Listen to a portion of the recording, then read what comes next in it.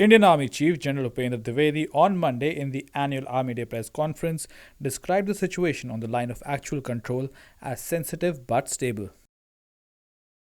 As you are aware, the situation is sensitive but stable. In October 2024, situation in Depsang and Demchok in eastern Ladakh got resolved. The patrolling to traditional areas in these two subsectors has commenced. Similarly, the traditional grazing has also commenced in these two areas. We shall continue to discuss the effective management of other sensitive areas also along the northern borders. And towards that end, I have authorized all my co-commanders to handle these issues at the ground level with respect to patrolling and grazing so that the trivial issues can be resolved at the military level itself. Own deployment along LSA is balanced and robust. We are well poised to deal with any situation. A focused capability development for northern borders enabled infusion of niche technology into our warfighting system and a whole of nation approach. We are progressing well. General Dwivedi also shed some light on how the situation in eastern Ladakh is slowly moving towards normalcy. So what has happened in this disengagement that both sides have agreed to go back to the areas where both sides feel, okay, this is where we used to come for the traditional patrolling. So that has been agreed upon and both sides have fell back. As far as the verification patrolling, 2 rounds have already been completed by both the sides over a period of time and both sides are quite satisfied about it. Similarly, as far as the grazing ground is concerned, those grazing grounds also been now mutually agreed upon, those have been agreed and the graziers are being allowed to go. Earlier we were not allowing them to go because we did not want any kind of a inadvertent aggravation of the situation. The second question which you have asked is about the buffer zone. Let me tell the House that there is nothing called as buffer zone. When you carry out a kind of a negotiation, then you look at what can be solved immediately, what will take some time to resolve.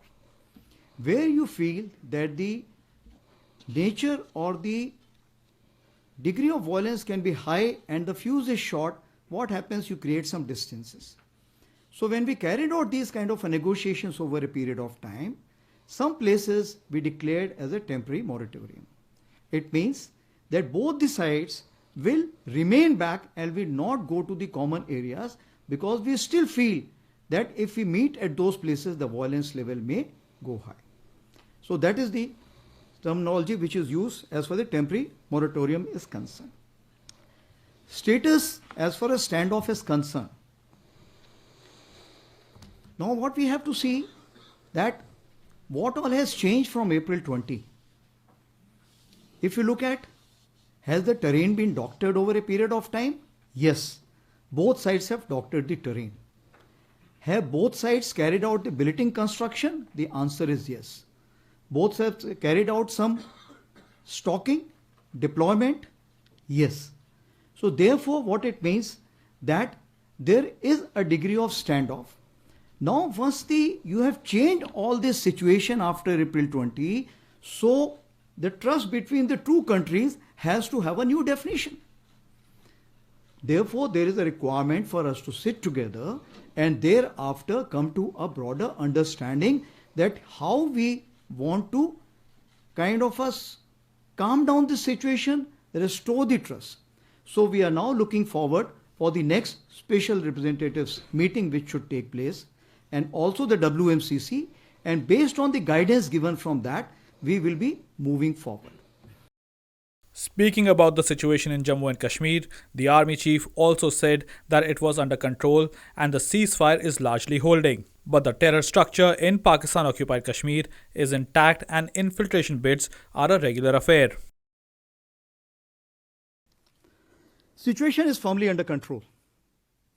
On line of control, ceasefire, which is effective from Feb 2021 after the DGMO's understanding, is holding on.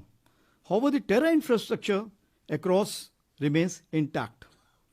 Infiltration attempts continue, including from the IB sector or so many other avenues which are available. along with drone attempts to smuggle warlike stores and narcotics. In hinterland, in recent months, increased terrorist activities was seen in North Kashmir and Doda-Kishtwar belt. Our CT grid there has been reinvigorated and tempo of kinetic ops has been enhanced. Past year, 60% of terrorists eliminated were of Pakistan origin. The Army Chief also spoke about technology absorption in the force.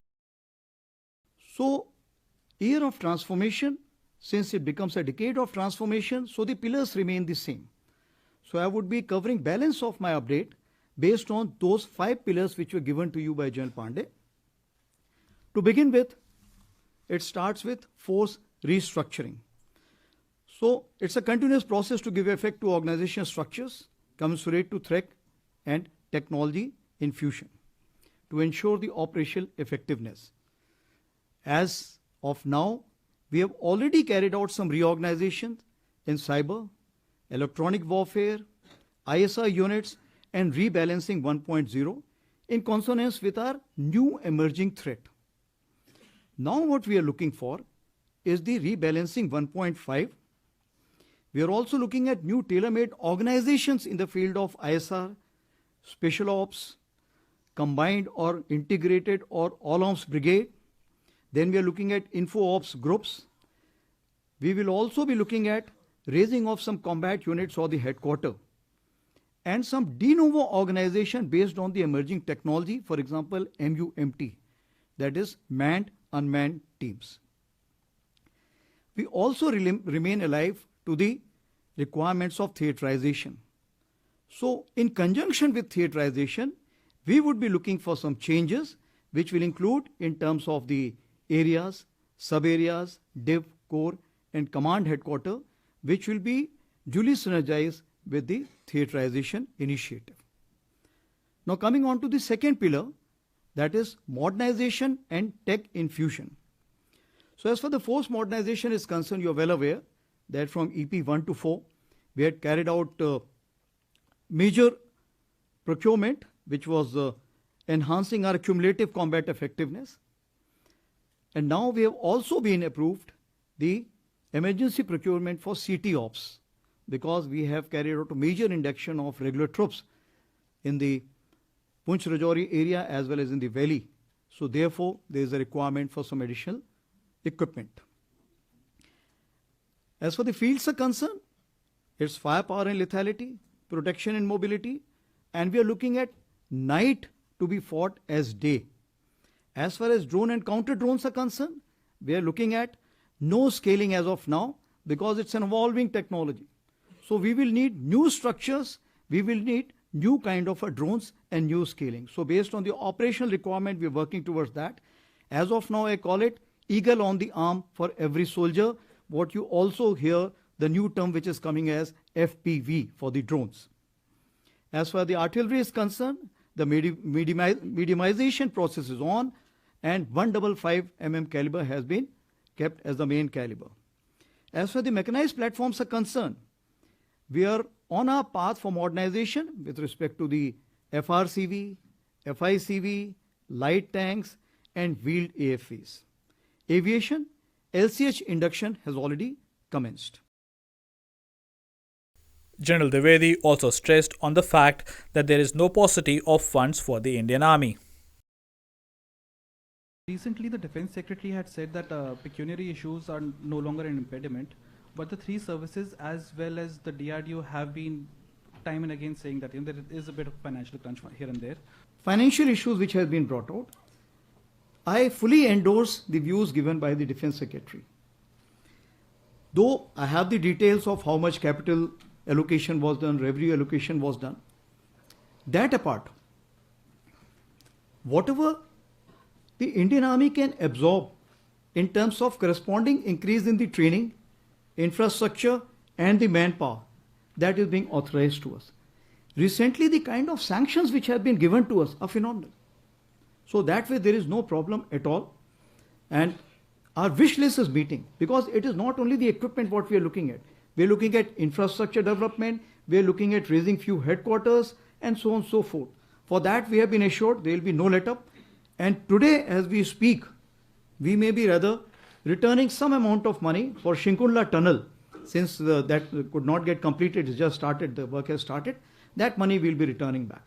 So there is no dearth of money as far as Indian Army is concerned.